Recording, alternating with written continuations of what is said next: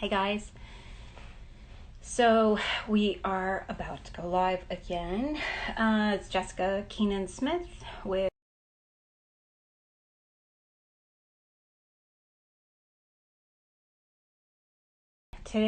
my guest is going to be Torie Robinson. Sorry, I've been running around the house trying to get myself ready for this live. These lives are good for me because they kind of give me a point in the day that I kind of have to get out of my head and kind of interact with the rest of the world, which is really good. So we're going to wait for Torie, who is the founder of Epilepsy Sparks. She is also an international keynote speaker. She's been seen on Sky News, and she has worked with folks all over the UK and the US. So I just got a note that says, "Hi Jess, glad Torie's coming on. She's lovely. She knows a lot." I agree. I'm really sorry that I missed her and you, Em, when Torie was here in the States. I think she was here last summer, but life was a little bit too busy for me. I think I'm gonna send her a ping and maybe just a little reminder.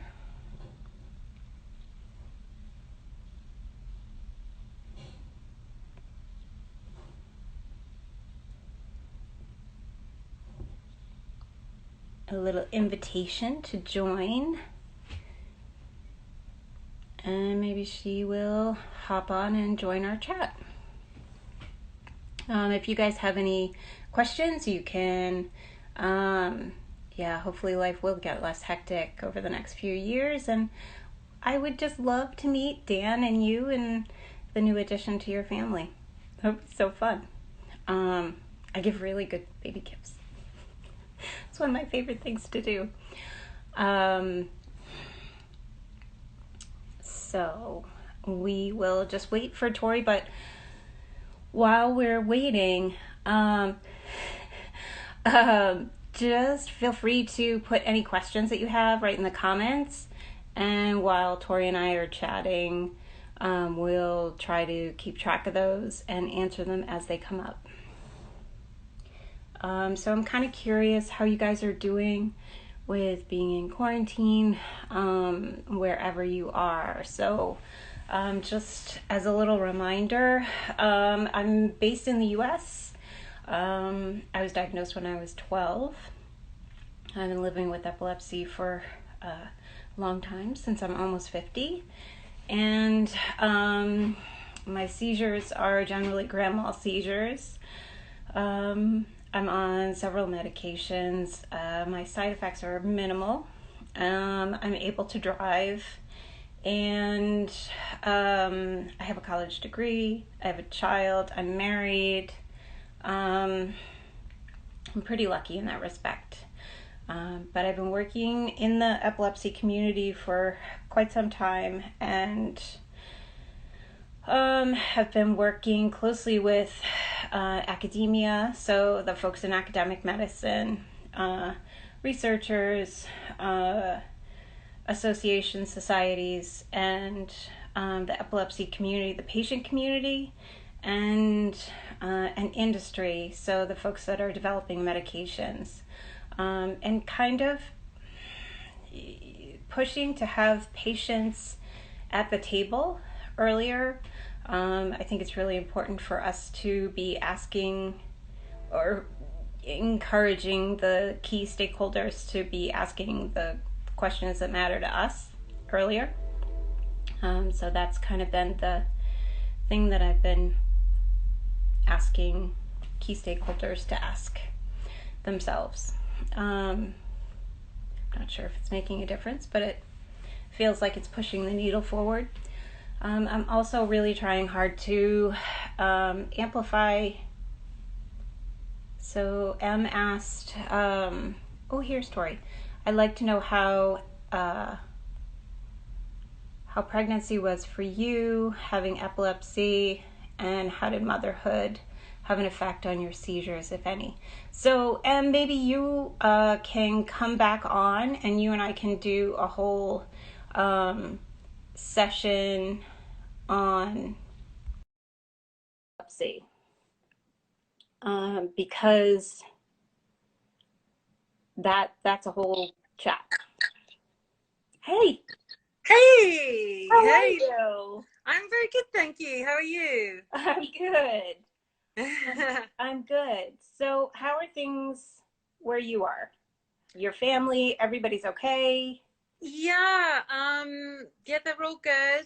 I do know I've got two friends who know somebody who died close to them of I'm corona, so it's the real deal. Yeah, Um, and I'm actually free in inverted commas now because what was it? I felt rough for a couple of days about just over a week ago. So I had to stay inside just in case. But yeah. I'm obviously fine, lucky me. So not like the British Prime Minister. I know. I know. That's kind of scary. I have a feeling we're going to be seeing that more and more with the other world leaders that are, uh, Well, what was it? yeah, The speak. Canadian Prime Minister, him or his wife, I think, have had it. Yeah. Yeah, I thought his wife Yeah. was came out as positive, but we'll So see. yeah, and they say loads of us have it. You and I might have it. We just don't know. I know. I So know. I've spent a lot of time in the house, so I'm I'm hoping I don't at this point, but we'll see. yeah, it's so nice just to go outside just for a few minutes. I agree. Just, and actually and this is my secret introverted side. And also somebody who's prone to depression and anxiety. It's actually quite nice to have time outside where there aren't too many people. And you can smell humans. Oh my goodness, get out of my way, man. And also, you can smell the difference in the air, I find. Like, that's how polluted Really? the world is. Yeah, it's bad. That's funny. So everybody that I've spoken to has talked about how it really isn't that much of an adjustment because I spend so much time at home anyways. Either I don't drive and, I have to rely on other people, or I'm an introvert anyways. Emily just said you really can smell the difference outside. She's in the UK as well. It's Um, bad, isn't it, Emily? Oh my goodness, but you really can.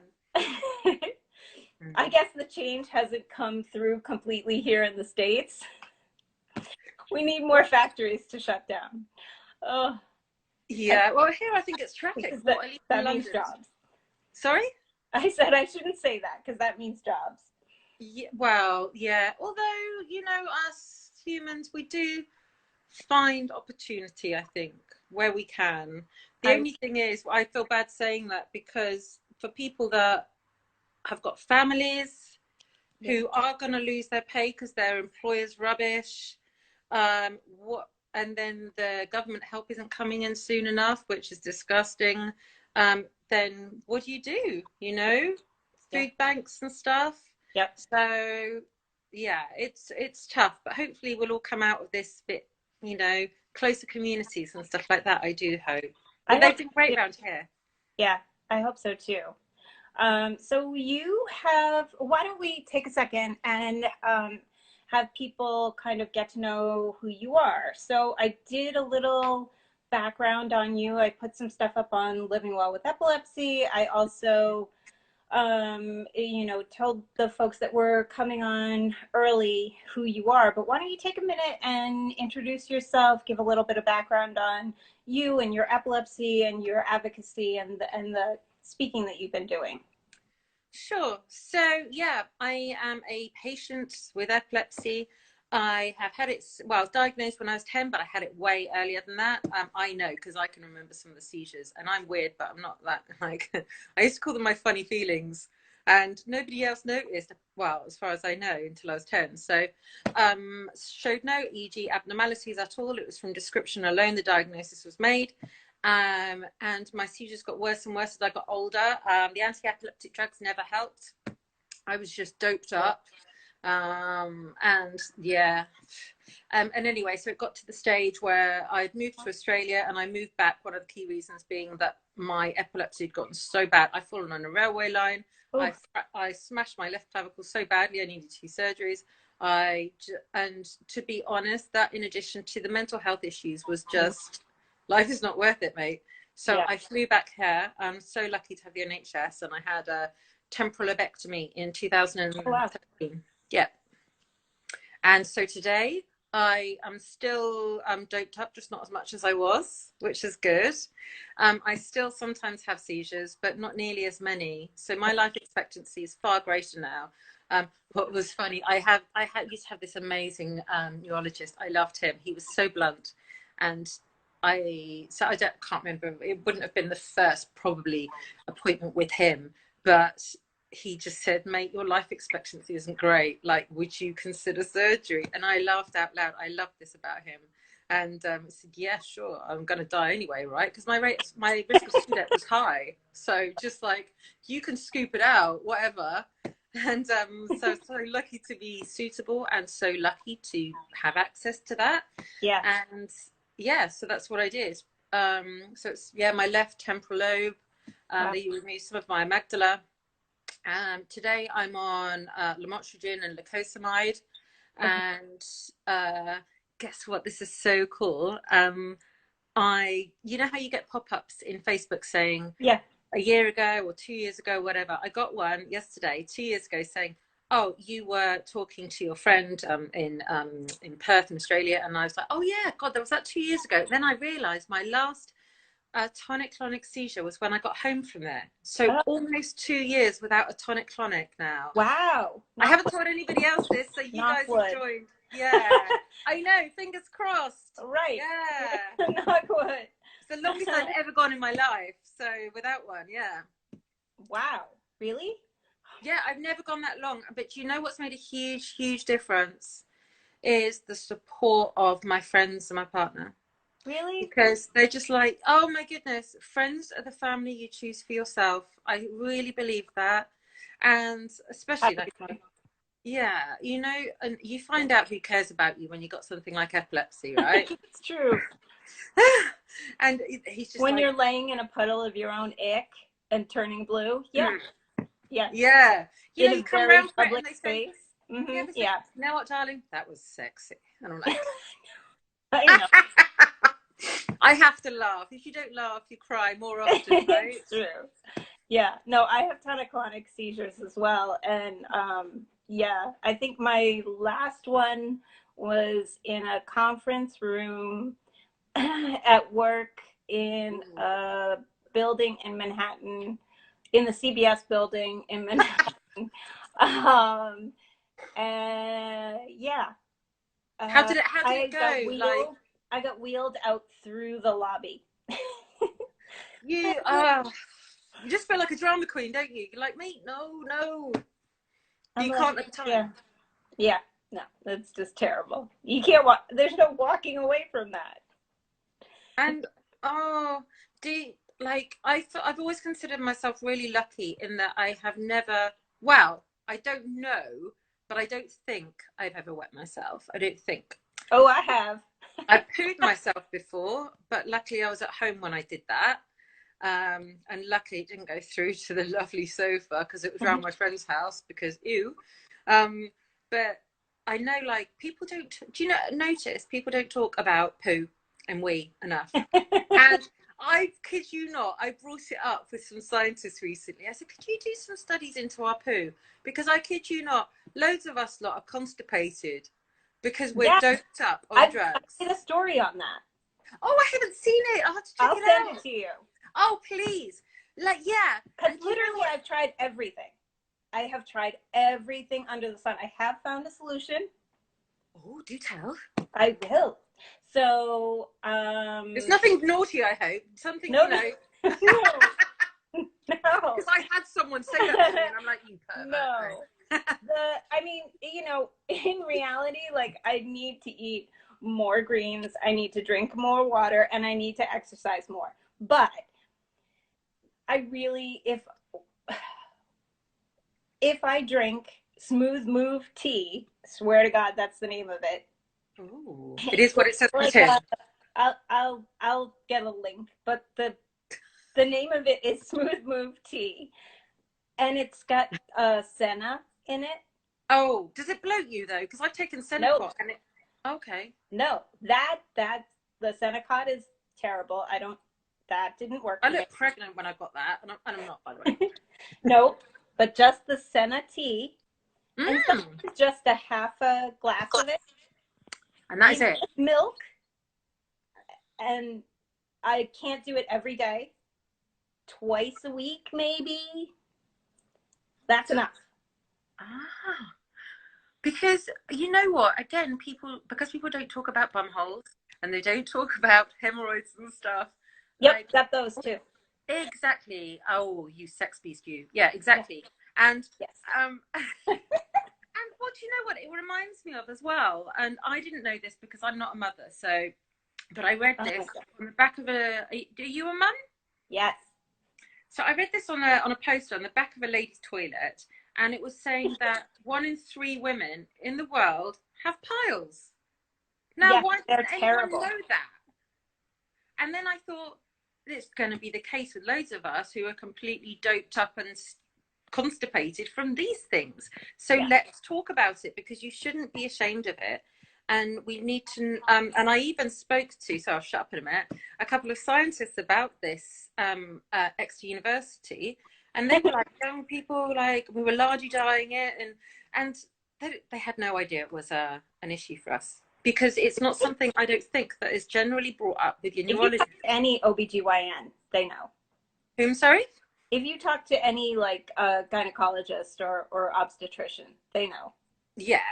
But I mean, like if you go to a neurologist, it's No, not the they have normally no idea. But priority. they're like bow ties. They have no idea. Oh, not all bow ties. I have a bad experience with bow ties. Do lots of people in the States have bow ties? The docs? The docs do. Yeah. Oh, mate. Depending on the specialty. Like the It's neurologists do, but the really, neuroscientists don't. how funny, isn't it? It's like, yeah, it's obviously like a weirdo trend. Yeah, and when the neurologists come for like a really high level scientific meeting, that's when you'll see them with their bow tie Wow. and their So, naked blazer and their khaki pants and do all the general doctors, general practitioners, do they all have white coats on? in their office setting. Yeah. Wow. Because like over I here, think they're required to actually. isn't it funny though, trends, and how trends regarding clothing impact things like healthcare, because they really do. Because when you see somebody wearing something that's like a uniform, it impacts perception, right? It's And you're true. like, yeah. Yeah, I know. Yeah, it's very true. Mm. Um, yeah, we could do a whole session on poo. Oh, totally. Poo, wee, any type of human excrement or anything that comes because and periods. You Well, do like you've been taking medication since you were like what, 10, 11, 12? I've been I've taking worked out, right? So I'm going to be 40 this year. Nearly 30 years. I've Three got you quarters of beat. my life. I'm 48. Oh, dude, you're looking good. You don't look at all. I'm Irish. We have amazing skin and terrible teeth. I thought that was supposed to be the Brits full stop. That's the reputation. Anyway. Yeah. My family's from Sligo and Kerry. Well, do you know My what mom I did? is my mom's second generation American. You've got the gingerness going on too. My I bloke do. ginger. I do. Yeah. So my daughter is like a full straight up redhead. Really. Blue eyes. Yeah, But she's I cool. love yours. It's a lovely Yeah, sort this of is from a dark. bottle. Oh. You want the real deal? That's this. Oh, wow. I'm so lucky. I've hardly started. I get the odd eyebrow and then the odd one there. But oh yeah, because my mother, well, that's like, I don't normally talk about that creature, but she actually started going grey when she was 19, Oh, and she had wow. almost black hair. Can you imagine? I So can't. yeah, it's not, and I'm lucky that I'm just, yeah, like, what do you call this? Like bog standard brownish. Yeah, Yeah. I've only ever dyed my hair once, actually. Oh, Once. really? Yeah, don't dye it. I can't be bothered. I don't have enough time. It's too much energy. And It if I is. can get away Yeah. without, then I had to stop doing it myself because I couldn't keep up with the roots. Oh my god. So I finally like went hat in hand to my friend's stylist and I was like, "Can you please help me? I'm dying here." And she looked at like basically a bald spot in the back of my oh head. no. She was like, "Yeah, you need help." Well, you know what? Speaking of bald spots, it's interesting because I spoke to a mate of mine recently. He's got a very rare disease. There are only like 30 people in the world with it, and oh, his life expectancy is very short. And but he's the greatest joker. He's a great chap. And anyway, so we were